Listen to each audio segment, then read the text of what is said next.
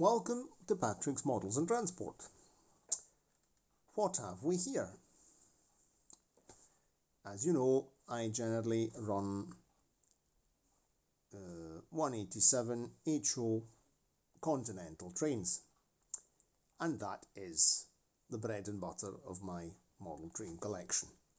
So I do run continental trains, but of course I'm half Italian, so half continental and half Scottish, so from the British Isles, where the main scale, model railway scale, is 176.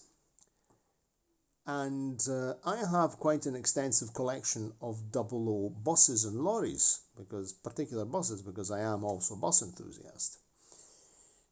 And being a bus enthusiast in Italy is a very double-sided weapon situation, because I'm not getting into this. It's not great. It's a lot of sore heads in Italy, even if you can obtain results. Yes, but if you want to be a bus enthusiast, better be a bus enthusiast in Britain. You'll definitely have an easier life. Okay, anyway, apart from that little mini rant about being a bus enthusiast in Italy, mainly because of the difficulties, not because there are plenty of bus enthusiasts. I'm in an association and we've been doing things with buses for 20 years, but I can assure you it's not all plain sailing around here. But I could dedicate a video to bus preservation in Italy, another one. But let's not waste time. Let's not talk about things that cause sore heads and bad language. Okay. Anyway, so back to the main topic, 176 scale. So I've been toying with the idea of I'm not planning, and honest, I'm recording this, so we have proof. I'm not planning to venture very far into 00. For a series of reasons. I've got plenty of HO stock, and I have to run it on my HO layout. The Brunel City layout is a very continental HO layout in dimensions, roads, all the cars, the road markings, the fact that it's all laid out to be driving on the right and not on the left. So that is that is absolutely an HO 187 layout. But as I told you in previous videos, I'm planning to make a small 1 meter by 80 centimeters country layout.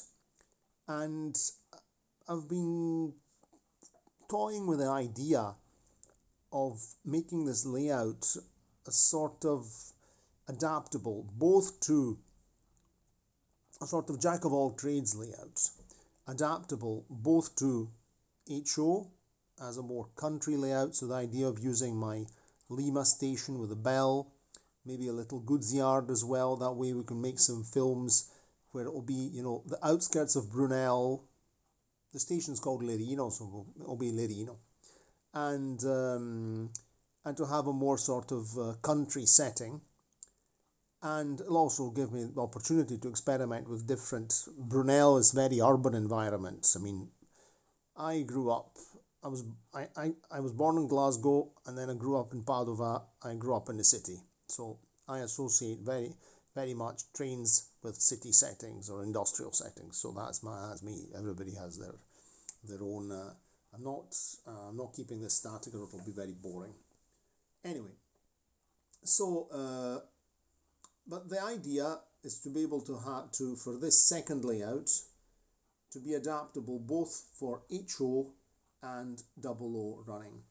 And the idea I have of 00 is to make it'll be like a sort of heritage railway, because it can be a heritage railway, it can be an imaginary railway, an imaginary town like Brunel. It can be, we could tell stories like Ivor the Engine, anything we want,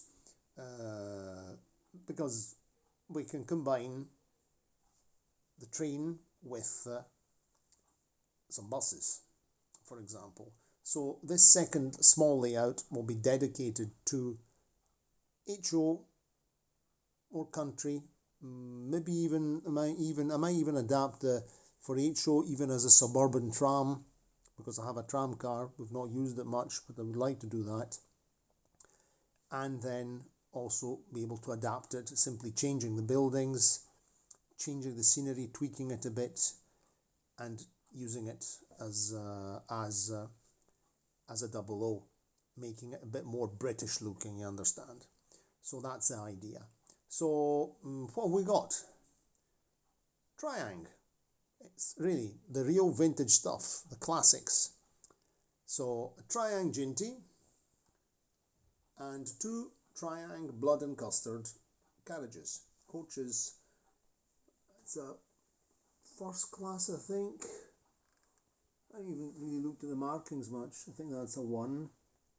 And here we've got a passenger and brake, guards van and brake luggage. Classic Tri-ang, big flanges. But I've tested.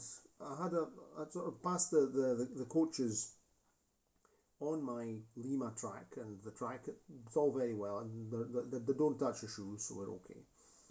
The locomotive is a Tri-ang Jinty, and the locomotive is definitely needing a lot of maintenance. We'll dedicate a whole series of videos, a playlist to this locomotive.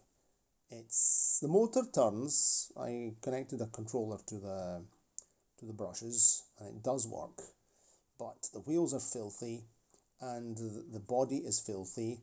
The coupling hooks are pretty mangled. They need to be straightened up, particularly this rear one here. That's a bit of a disaster, but the loco is a runner, and I think by the look underneath, it's really old. This is a really old one, because there's no slots here for the axles, so it's got a solid chassis.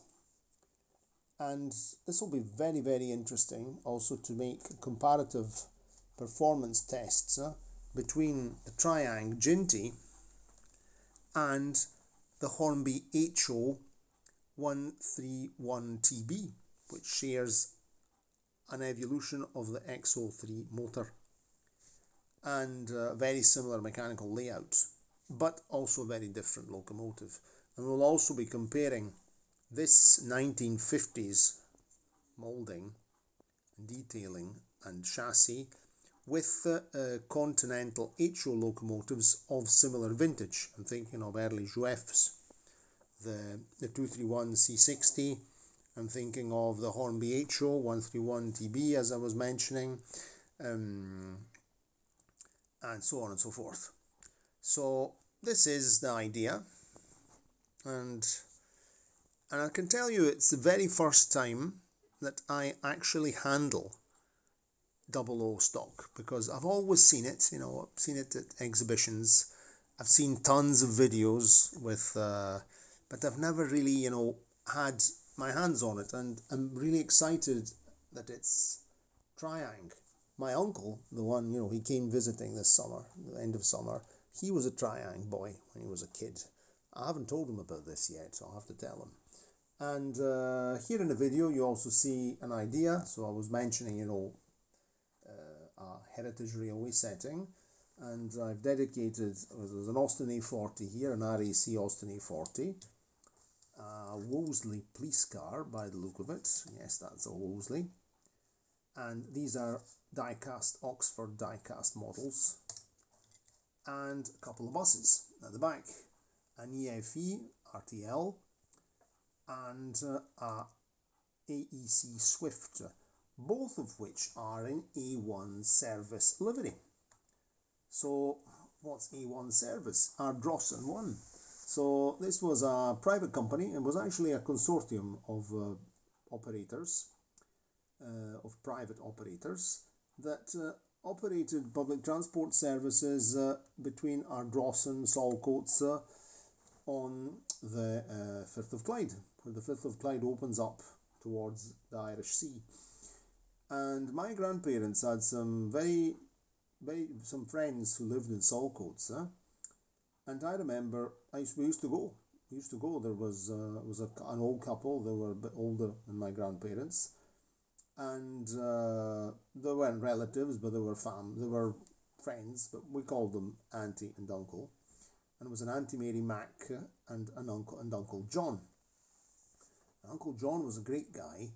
He was a retired professor of psychology, and he used to go with him. Used to take me all sorts of places and tell me all sorts of interesting stories and about Scotland. And it was a really very interesting man, a bit absent-minded, and very nice memories I have of Saltcoats. And I remember when we were going to Saltcoats to visit them, these blue and white buses, and the earlier ones were blue, white, blue and madder.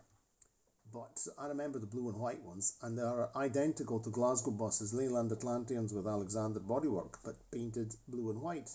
So it was rather striking. I was used to the Glasgow buses had passed from, green, yellow and white to the orangey Strathclyde orange, but I always liked, and I really enjoyed those trips to the west coast, down the Firth, down the water, as we say in Scotland. So that's why I decided to put a couple of A1 buses in this video. In fact, as you see, the destination is Ardrossan. A1 service to Ardrossan, and let's see where this one is. This is a Brit bus. Magnum and Beach Park, it says there. I don't remember where that is.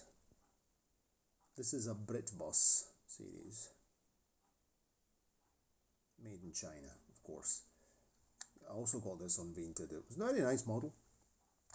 Very nice model. Some of these Brit buses, in particular, I think it's the Scania Metropolitan, the Hong Kong Scania Metropolitan, have Zanag rot. Not this one, but this. We can talk about these in another video. We'll dedicate to some model buses. I should begin making a weekly video about model buses. Anyway, that's an oncoming project. That's just to show you what's what. So we'll be doing some work on these, and I've got a lot of work to do, lots of different things. I also have a lot of work on that thing there, computer, real proper work I've got to do, but I'm thinking about the entertainment. We've got plenty of entertaining work to do, and honestly I don't know where to start. I might start from something simple, but we have to also do the wiring on the boat, on the Brunel, so all this will happen step by step, and working on multiple fronts, as I like to say. Also, when I'm teaching English to people, we work on multiple fronts. We're doing verbs, we're doing prepositions, we're doing nouns, we're doing constructions, we're doing conversation, because we have to. The main goal is to to speak at the end, and to get into speaking as quick as possible. Okay, so apart from all that, cheerio and see you next time.